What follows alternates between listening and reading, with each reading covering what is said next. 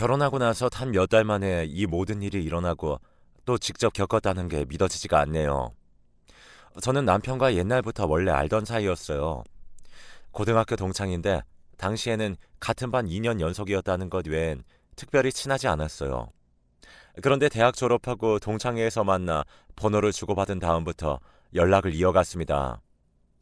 연애 감정을 느낀 적은 없었고 그저 친구 사이였기에 관계가 발전할 거라고 생각 못했네요. 저는 일찍이 아빠가 돌아가셨어요. 그래서 저희 엄마가 가장 노릇을 하며 가정을 지탱해 오셨고요. 그런 저희 엄마가 저 성인 된 이후로 몇 번 아프셨거든요. 관리가 잘 되고 있을 줄 알았는데 큰 수술을 받게 되시니까 너무 겁이 났어요. 엄마 돌아가시면 이제 저랑 여동생 둘뿐인데 저희 아직 20대 창창한 나이인데 엄마까지 잃게 되면 그 상실감에 어쩌나 싶었네요. 제 개인적인 사정도 있었지만 엄마의 오락가락하는 투병기 때문에 저는 우울증을 좀 앓게 되었습니다. 직장 때문에 혼자 나와 자취하게 되면서 그런 게 더 심해졌고요. 이 시기에 만난 게 남편이었어요. 금방이라도 비가 쏟아질 것 같았던 날 퇴근하고 나서 남편과 정말 오랜만에 만나 술 한잔을 하는데 그 자리가 저에게는 위로가 되었습니다. 이날 이후로 고등학교 동창 그 이상 이하도 아니었던 저희는 연인 사이로 발전하게 되었죠. 그리고 반년이 채 지나지 않았을 때 엄청난 사고를 치고 말았습니다. 이건 변명의 여지가 없어요. 제가 잘못한 거고 너무 아둔했어요. 뭔가 느낌이 좋지 않아 확인했더니 임신이었어요. 완전 초기였기 때문에 저는 생각이 복잡한 와중에도 낫지 않는 쪽으로 결론을 짓고 있었습니다. 제가 결혼도 그렇지만 특히 임신, 아이를 벌써 낳을 생각은 추호도 없었기 때문이에요. 남편은 자기가 임신한 게 아니니까 뭐라고 함부로 말은 못하겠다고 하면서도 뱃속의 생명을 떠나보내는 것에 부정적인 생각을 일단 갖고 있었습니다. 어쨌거나 불찰이 빚어낸 결과물을 지워낸다는 결심에는 변함이 없었을 때 변수가 일어났어요. 저희 엄마의 건강이 악화된 거예요. 집에서 쓰러지셨고 여동생이 구급차를 타고 가면서 저한테 울면서 전화를 했습니다. 일하다가 전화를 받았는데 정신이 멍해지더군요. 그런 느낌 있죠? 이제는 정말 이별할 때가 머지 않았다는 느낌이요. 붙잡을 수 없이 정말로 엄마가 저희 자매 곁을 떠나실 것 같다는 그런 직감을 받았습니다. 나는 그래도 우리 딸 둘 중 하나라도 결혼하는 거 보고 나서 떠나고 싶었는데 남은 명이 길지 않다고 병원에서 그러네. 엄마가 은근히 속마음을 내비치셨어요. 그래서 저는 주저하지 않고 남편에게 우리 결혼하는 거 어떻겠냐고 먼저 말을 꺼냈습니다. 혼전 임신에 기뻐하지 못하고 안절부절만 하고 있던 남편은 제 말에 크게 반색하면서 바로 하자고 나서줬어요. 먼저 저희 엄마한테 가서 둘이 인사를 드렸고요. 그러면서 혼전 임신 사실도 고백했습니다. 엄마가 많이 놀라면서도 차라리 잘 됐다며 저희 보고 이왕 그렇게 된 거 건실하게 가정 잘 꾸려보라고 말씀해 주셨어요. 엄마의 컨디션이 일정치 않았기 때문에 상견례도 아주 간단한 식사 자리로 대체되었습니다. 그리고 남편도 부친이 안 계시거든요.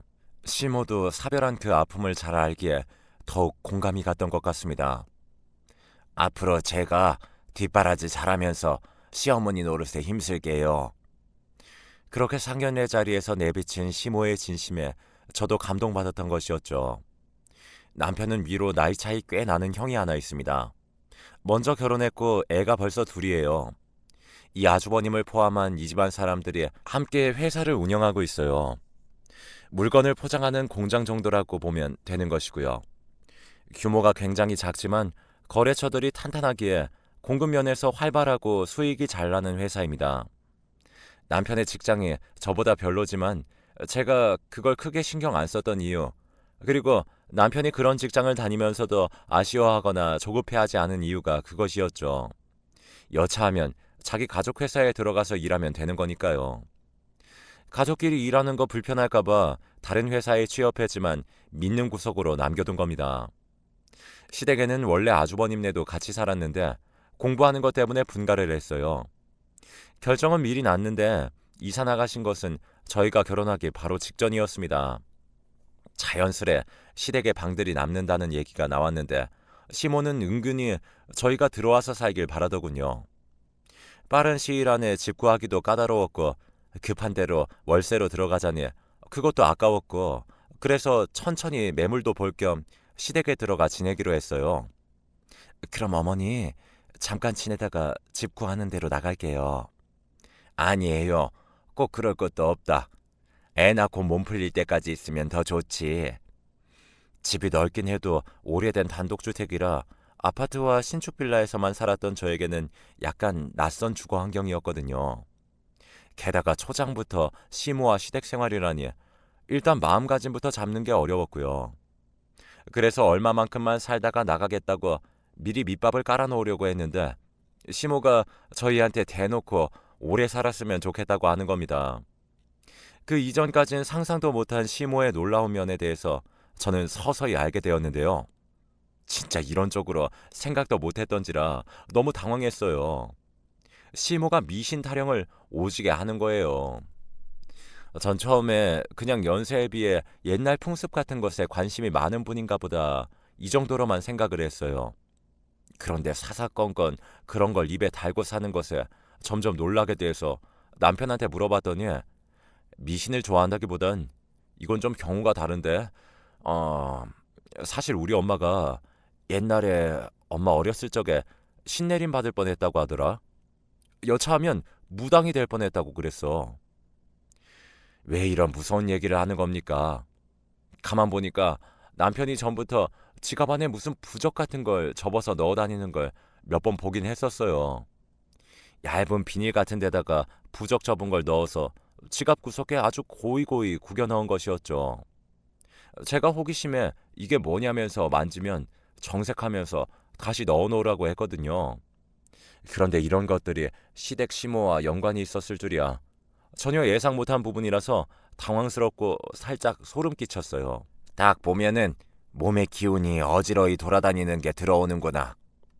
네? 제가 예전에 빈혈기가 좀 있긴 했었는데 가끔 어지럽긴 했어도 지금은 괜찮아요. 역시나 여진아, 너는 몸이 허약하고 기운이 좋지 않으니 뱃속 아가를 위해서라도 너는 이 집에서 나랑 같이 지내야 한다. 제가 초반에 못 모르고 시모의 말을 어설프게 받아준 것이 화근이었나 봅니다. 그러지 말았어야 했는데 말이죠. 제 기운이 태아가 성장하는 걸 방해한다나 잘 크게 하고 있질 않는다나 하면서 그 흐름을 뚫기 위해서는 제가 시댁에서 살아야 한다니요. 그런 이유를 들어서 시모는 저희가 아이를 낳을 때까지는 무조건 분가를 해서는 안 된다고 했습니다. 우리 귀한 손자는 이 시어미가 지킬 테니까 아무 염려 말어. 아직 많이 튀어나오지도 않은 제 배를 보면서 시모가 그러길래 흠칫했었네요. 어머니, 아직 병원에서 성별이 확인이 안 돼서요. 아들인지 딸인지 몰라요. 이미 다 보이는 것을 뭐하러 의심을 하려 들어. 내 손자 건실한 거 이미 내 눈에는 다 보여. 진심으로 하는 말인가 헷갈리면서도 온몸에 소름이 좀 돋더라고요. 그런데요, 제가 원체 그런 무속신앙 쪽이 일절 신념이 없습니다. 믿지도 않고 관심도 없이 살아왔어요. 그렇기 때문에 시모가 저를 보면서 눈을 개슴틀에 뜨고 뭔가를 가늠하려는 듯 신용을 할 때마다 몹시 당황스럽기만 할 뿐 제가 신기에 설득되는 일은 없었습니다. 시모는 내심 제가 어떤 영향을 받고 쫄기를 바라는 눈치였는데 그런 효과를 보는 일은 없었죠. 난데없이 신기 어쩌고 하면서 미신 타령하는 시모를 만난 탓에 속으로 열불 터질 일이야 매일 있었습니다. 하지만 포괄적으로 고부 갈등이라 친다면 감내하지 못할 것도 없겠다 싶어서 그냥 시모의 말에 네네 예예 거리면서 참았어요. 시모가 미쳐대는 미신에 눌린 남편의 도움을 받기엔 무리가 있어 보였기에 혼자 알아서 시댁 생활을 해나갔습니다. 아주버님네도 아주 똑같더라고요. 미신을 신빙성 있는 것으로 보고 시모의 말을 아주 잘 따르고 있었어요. 가족 회사가 그만큼 큰 것도 시모의 덕이라고 보고 있더라고요. 저는 솔직히 속으로 자잘한 비리를 저지르면서 그만큼의 불순한 덕을 봤기 때문에 회사 매출이 뛴 것은 아니냐고 일침을 가했지만 겉으로는 내색하지 않았습니다. 다들 시모를 추켜 세우는데 저만 다르게 이빠른 소리 해봤자 이방인의 헛소리일 뿐일 테니까요. 무교 집안에서 태어나 자라온 저는 아주 어렸을 때 교회에 주일학교 몇 번 가본 게 다였거든요. 그런데 시댁은 어마어마하더라고요. 제사, 차례, 달력에 표시되어 있는 걸 보고 입이 떡 벌어졌습니다. 행사 없는 달이 없더라고요. 그리고 그 제사라는 걸 왜 꼭 밤늦게 해야 하나요? 밤 10시 넘어서 음식에다 대고 절하는 걸 보고 있자면 저절로 멘붕이었습니다. 입덧 때문에 음식 안 먹는다고 하니까 저보고 제사상에 올라간 음식 안 먹는다고 유난 떤다면서 은근슬쩍 저를 타박했죠. 한 번은 짜증이 나서 남편한테 따져 물었습니다. 어머니께서 정말 신기가 있는 거 맞아? 왜 모두 어머니 말씀을 떠받들 듯 하는 거야? 야, 당연하지. 우리 가족들이 괜히 그러겠어? 엄마 예지몽 진짜 잘 꾸셔. 촉도 좋으시고. 전에 신점 보러 친구분이랑 갔었는데 들어가자마자 거기 무당이 엄마 보고 그런데 네가 이 자리에 앉아 있어야 했는데 어떻게 된 일이냐고 그랬대. 뭐? 그게 무슨 말이야? 신기에 의존하고 살면 귀신 자주 본다고 그냥 평범하게 살라고 무당이 그랬대. 그래서 그 뒤로 일부러 무관심하게 사신다고 하는데 지금 이 정도야. 그러니까 네가 이해해. 왜 그런 사람이 저희 시모인 건지 진작 알았다면 저의 선택은 달라졌을 거라는 생각에 착잡했습니다.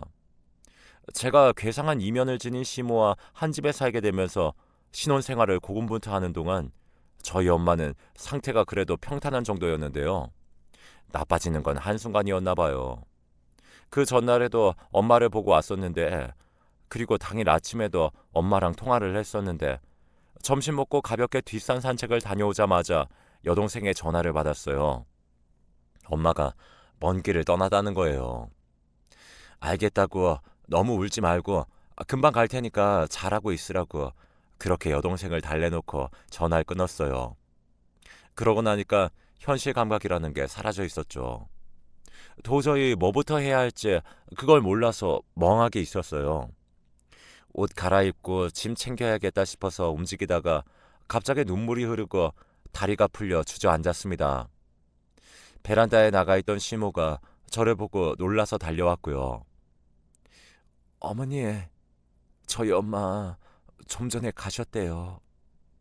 그래서 지금 가보려고요. 눈물이 속절없이 쏟아지는데 말은 해야 하니까 꺽꺽거리면서 숨을 얼마나 힘들게 참았는지 모릅니다. 시모가 한숨을 푹 내쉬며 제 등을 오래 쓸어내려줬어요. 슬슬 진정하고 나갈 채비를 하려는데 갑자기 시모가 어이없는 소리를 하는 겁니다. 안 그래도 내가 알고 있었다. 오늘 꿈자리가 영 사나워서 안 그래도 내가 아까 점심 먹으면서 말을 할까 말까 몇 번 망설였는데 아휴, 역시나 이렇게 됐구나. 너무 안 된 일이지만 장례식장은 오늘 안 갔으면 좋겠구나. 네? 지금 그게 무슨 말씀이세요? 불현듯 정신이 들어서 놀란 눈으로 시모를 바라봤어요. 설마 농담이겠지 싶었을 정도였습니다. 그런데 시모가 아주 무서운 눈빛으로 저를 쳐다보는 거예요. 장례식에 들어가면 네 뱃속 아가한테 큰 화를 입히는 일이 되는 거야. 너 그래도 갈 수 있겠니?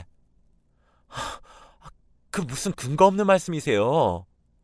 벌어질지 어떨지 모르는 일 하나 때문에 저희 엄마 장례식에 제가 왜 못 가겠어요? 당연히 가야죠. 지금 준비해서 바로 갈 거예요. 시모가 저를 못마땅하게 보는데 저는 진짜 기가 막히고 황당해서 얼른 준비하러 방에 들어갔습니다. 얼핏 방문 밖에서 시모 목소리가 들렸던 것 같은데 크게 통화하는 소리였나 봐요. 제가 나오니까 시모가 통화로 다투다가 저한테 오더니 지금 남편이 집으로 오고 있으니 기다렸다가 같이 가라고 했습니다. 저는 지난날 동안 마음의 준비를 하고 있었음에도 막상 저에게 닥치니까 너무도 갑작스럽게 느껴지는 엄마의 부고로 제정신을 차리기가 어려웠어요. 이게 현실인지 아닌지 장례식장에 가서 엄마의 영정 앞에 가보면 알 것 같은 기분이었죠.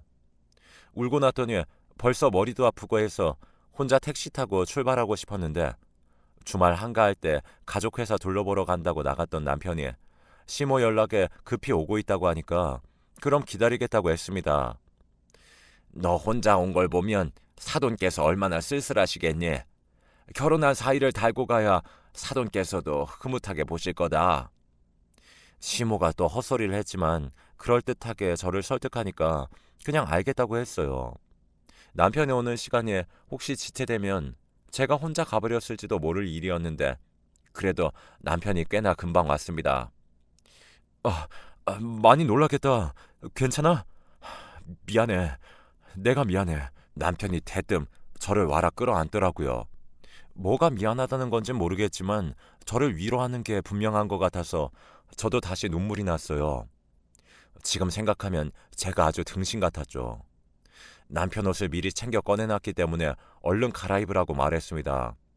그런데 정장으로 갈아입고 거실로 나온 남편이 제가 아니라 시모 쪽을 계속 쳐다보더라고요. 뭔가 싶어서 저도 시모를 쳐다보는데 일은 그때 일어났습니다. 시모가 제 팔을 꽉 잡더니 부엌으로 저를 끌고 가는 거예요. 어머니, 갑자기 왜 이러세요? 거긴 왜 들어가시는 거예요? 오래된 단독주택이긴 해도 일부는 리모델링을 거쳐 신식이었는데요. 부엌 안에 딸려있는 다용도실은 옛날 집 구조처럼 생겼어요. 다용도실을 열면 다시 그 안에 또 공간이 있었습니다. 밖에서 문고리를 걸어 잠그는 넓은 수납 공간이었어요. 시모가 그 나무로 된 문을 열기에 느낌이 쎄해서 힘껏 손을 뿌리쳤습니다. 그리고 저는 그 다음 순간 충격에 휩싸이게 되었어요. 남편이 저의 바로 뒤에 서 있던 겁니다. 마구 발버둥 치는 저를 그 수납 공간 안에 밀어넣더군요. 남편과 시모가 둘이 합심해 저를 그 안으로 내팽개치고는 단박에 문을 닫았습니다. 저는 그 두 사람에 의해 순식간에 감금이 된 것이었어요. 이게 무슨 짓이야? 열어요. 당장 안 열어? 미안해. 엄마가 지금 너무 하고 하니까 나도 어쩔 수가 없다. 네가 장례식장에 가면 우리 애가 잘못된다잖아. 그런데 어떡해. 이게 다 뱃속에 있는 우리 아기를 위해서니까 네가 잠깐만 참고 있어주라. 장모님 보내드리는 건 내가 잘하고 올게. 나 믿어주라. 문에다 대고 남편이 하는 말에 저는 정말이지 정신줄을 놓아버릴 뻔했어요. 그리고 남편이 가는 것인지 멀어지는 소리가 들리더라고요. 제가 분노로 헛웃음을 흘리며 문을 쾅쾅 두드렸습니다.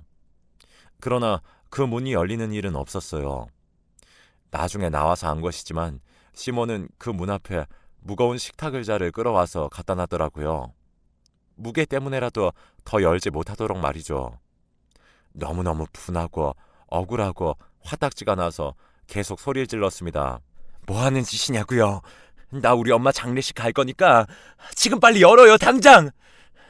내가 우리 엄마 장례식장 가다가 죽더라도 그건 내 운명이라고요. 자기 낳아준 엄마 장례식을 딸이 못 가는 게 말이 돼요? 왜 그게 옳다고 생각하시는 거예요?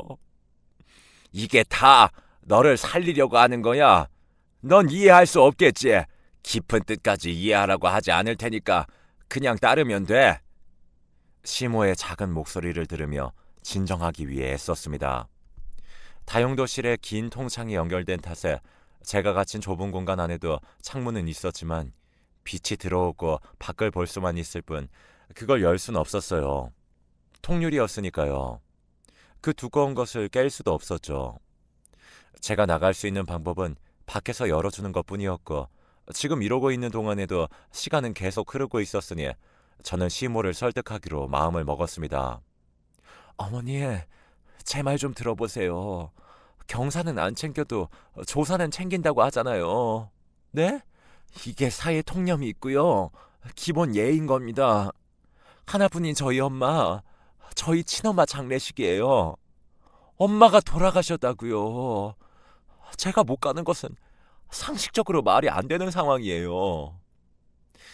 어머니가 무슨 생각으로 이러시는지는 알겠는데 너무 걱정하지 마세요. 저 아무 일도 없을 거니까 자식된 도리 하나만 지키게 해주세요. 이건 상식으로 판단할 문제가 아니야. 갔다가는 뱃속에 필히 전염병을 달고 올 것이니 뱃속 아가는 그렇게 되면 세상 빛을 못 보고 말아. 나는 시어머니 된 도리를 지켜야겠다. 내 손자 내가 지켜야지.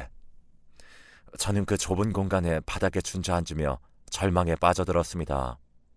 해가 기우는 것을 보면서 속이 뒤집어지는 감각을 맛보았어요. 정말로 이것이 현실인가 믿어지지 않았습니다. 처음부터 모든 것이 다 잘못되었다는 생각을 하면서 넋이 나간 웃음만 흘려댔네요. 미친 사람들이었습니다. 저는 무속신앙 그런 거 몰라요. 지금까지도 그런 것에 대해서는 아무런 확신도 없어요. 단지 부모 장례식에 자식이 갈 수 없는 이런 형태는 끔찍하다는 생각이 들었을 뿐입니다. 저도 그런 정도는 알아요. 장례식 갔다가 결혼식 가면 불길하다던가 하는 것들이요. 근데 이건 그 수준을 뛰어넘어 미친 짓이었어요.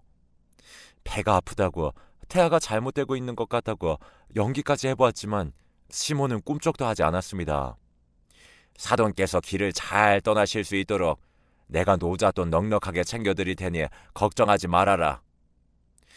그 강한 신념을 꺾기란 전혀 무리였습니다. 저는 어처구니 없는 이유로 그렇게 엄마의 장례식장에도 달려가지 못한 채 다용조실의 구석에 처박혀 있었습니다. 그런데 이런 저를 구하러 온 손길이 있었어요. 바로 출발한다더니 저녁 시간이 다 되도록 오지 않는 제가 아무래도 이상하다고 생각한 여동생이 직접 와준 것이었습니다. 벨소리가 저기서 들리는데? 응? 뭐야 이거? 저희 언니 폰이잖아요. 어디 있어요? 어디 있냐고요? 언니! 목청 큰 제 동생이 고래고래 소리를 질렀어요. 제가 온 힘을 다해 미친 듯이 문을 두드렸고 저는 금세 발견되었습니다. 의자를 치우고 잠긴 문을 열어준 건 여동생의 남자친구였는데 저를 보고서는 진짜 화난 표정이 되어서 분노를 꽉 누르더라고요. 여동생은 시모랑 엄청난 설전을 벌여댔네요.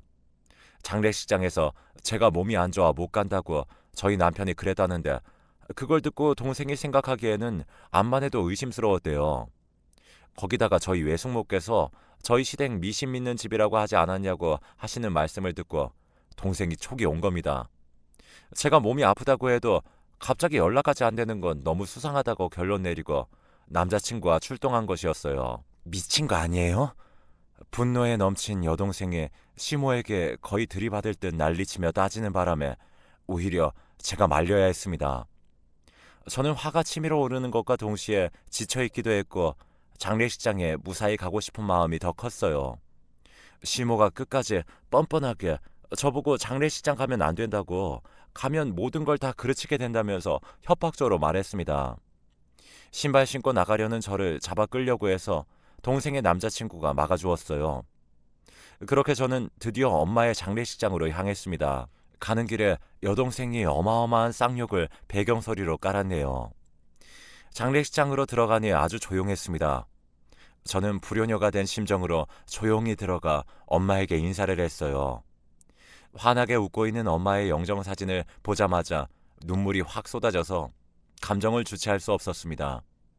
진작에 먼저 출발했던 남편은 어디 있나 했더니 저 구석에서 졸고 있더라고요. 제가 발로 차서 깨웠습니다. 저를 보고서는 화들짝 놀라더군요. 제 앞에서 무릎을 꿇었는데 제가 그냥 가라고 했어요. 집에 가라고. 꼴도 보기 싫으니까. 당장 우리 엄마 장례식장에서 꺼지라고 그랬습니다. 남편이 울면서 저한테 매달렸지만 동생이 뺨을 후려쳤고 고개를 숙인 채 조용해졌습니다. 발인까지 남편을 철저히 배제시켰어요. 저는 장례식이 끝나고 시댁에 돌아가지 않았습니다. 결혼을 유지할 생각 따윈 없었고 여동생도 100번 1000번 동의해 주었습니다. 그리고 바로 병원에 가봤어요. 그런데 기막힌 사실을 알게 됐네요. 뱃속의 태아 성별이 여자라고 하는 겁니다. 시모 특유의 그 의기양양한 낯짝에 머릿속을 스치면서 얼마나 어이가 없던지요. 그런데 의사의 표정이 좋지 않았어요. 많이 조심하면서 지내셔야 할 시기라고 넌지시 언지를 주더군요. 상태가 나빴던 겁니다. 병원 다녀와서 컨디션이 계속 바닥을 쳤어요. 복통도 있었고요. 시모는 끝내 제게 사과하지 않았습니다. 근데요, 남자애가 아니라 여자애라던데요.